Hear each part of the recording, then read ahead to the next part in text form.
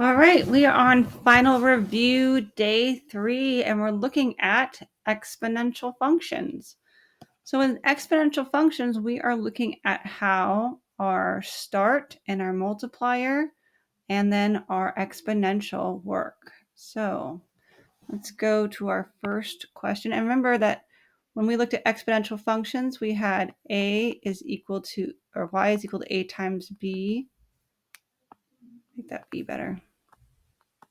To the power of x, where a was our start or our y-intercept, and b was our multiplier. This is something you might want to write down on your review paper. Now, make a table of values and draw a graph of each exponential function. So let's go ahead and start with the table.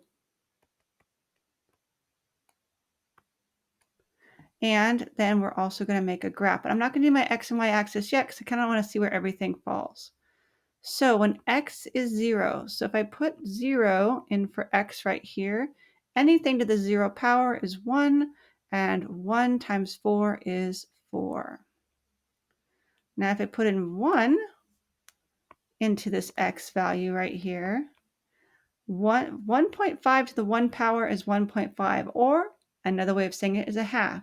What is 4 times a half, or 4 divided by 2? Well, that is 2. And then let's do 2. So again, if I put in 2 into my little exponential value right there, 0.5 or half to the second power is a fourth. 4 divided by 4 is 1. Now, if you're not sure how to do this, make sure that you use your calculator. And remember our calculator keys, if you're using the handheld calculators, you're going to use that little caret that looks like this to put in the exponential. So if you're using the handheld calculator, for this equation right here, you would put in 4, parenthesis, 0.5, the little caret, and then one of your x values. Let's say the first one is 0. And that on your calculator should give you the output of 4. All right, so now that I have my table, now I'm going to draw my graph. So I'm going to draw my y and my x axis, and I'm going to go up to 4, 2, 3, 4. That's 5, huh? And I have 1, 2, 3, 4. All right, so my first coordinate point is at 0, 4. That is my y-intercept. Notice it's also my starting value of the equation. At 1, I go all the way up to 2. And at 2, I just go to 1. And there is my exponential graph. So that's what you're going to be doing for the next examples that you have on this paper. Now here we have it in a table, and you want to represent the information on each table as an equation. And again, you're going to put it in this form. Pen's having issues here.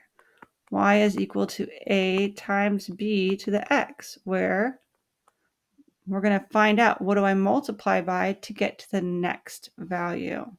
Now, sometimes we add to get to the next value.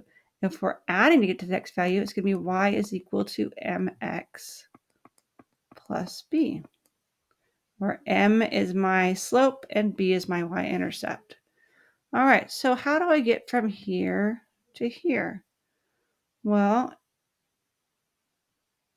if I take 1,600 and I add 4,000 or 400, that will give you 2,000. But if I add 2,500, that's not going to work. Okay, so that's not going to, adding does not work. So it's definitely not going to be y equals mx plus b. So let's do this. Let's take 2,000 and divide it by 1,600. So you need to get out your calculators. You're going to say 2,000. Let me make this smaller here. 2,000, so I'm dividing the bottom number by the top number, 2,000 divided by 1,600, and I get 1.25. So if I multiply 1,600 by 1.25, I get 2,000. Well, let's just make sure that works for the second value here. So if I take 1.25 times 2,000, I should get 2,500. So there is my multiplier. That is my A value of this equation, or I'm sorry, the B value of this equation, sorry. Let me see if I can get rid of that. There we go. There's my multiplier. Now, my y-intercept, or where I start, is where x is equal to 0. So that's 1600. That's my A value. So now I'm going to write the equation. I have y is equal to 1600 times 1.25 to the power of x. And there's my equation for that table. All right. Now the last question, write a possible context based on each question. So remember, you're starting with 32,000 something and you're decreasing by 0.85. And you're starting with the second question, you're starting with 2.75 of something and you're increasing by 1.025. So you're going to write a sentence. So make sure your sentence is complete based on the context of each equation. And I can help you with that too in class if you have any other questions. All right, now for the second page. So now we're doing sequences. So there's that n and that t sub n that you guys have seen before. So we need to write an equation for this and an equation for this. Now, the question is going to be, is it going to be when y is equal to a times b to the x, where I have a multiplier, or is it going to be y is equal to mx plus b, where I'm adding or subtracting to get to the next value?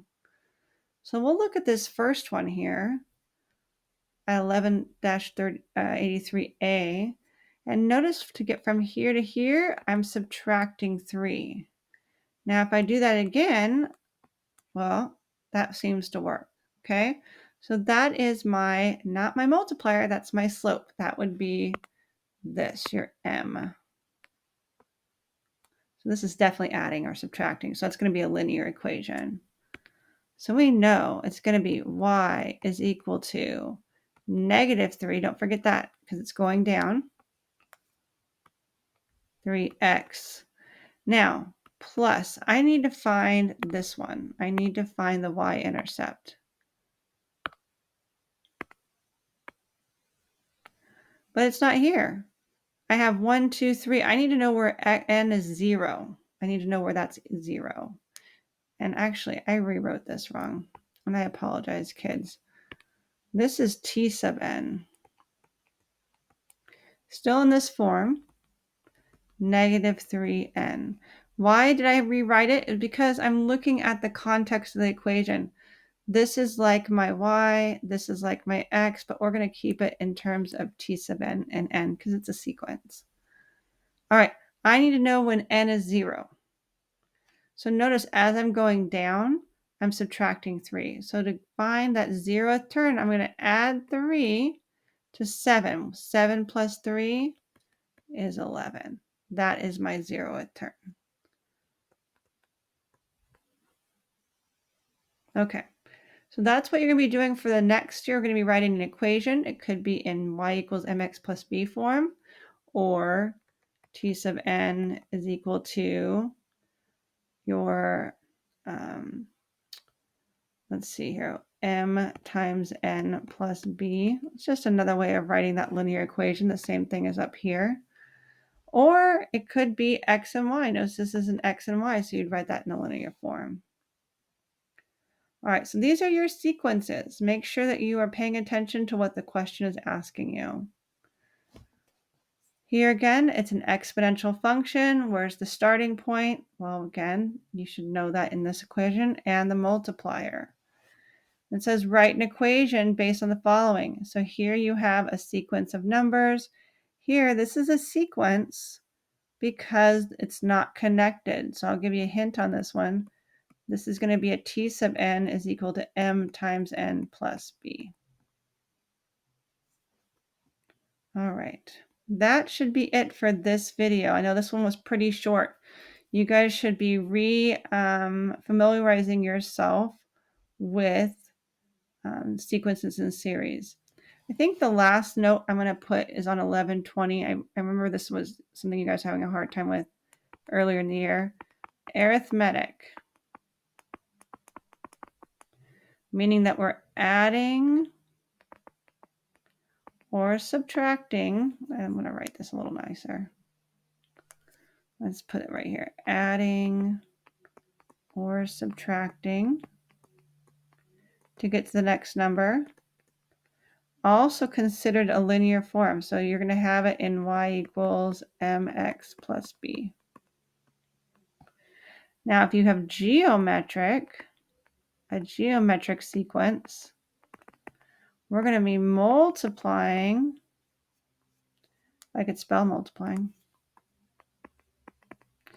Or dividing.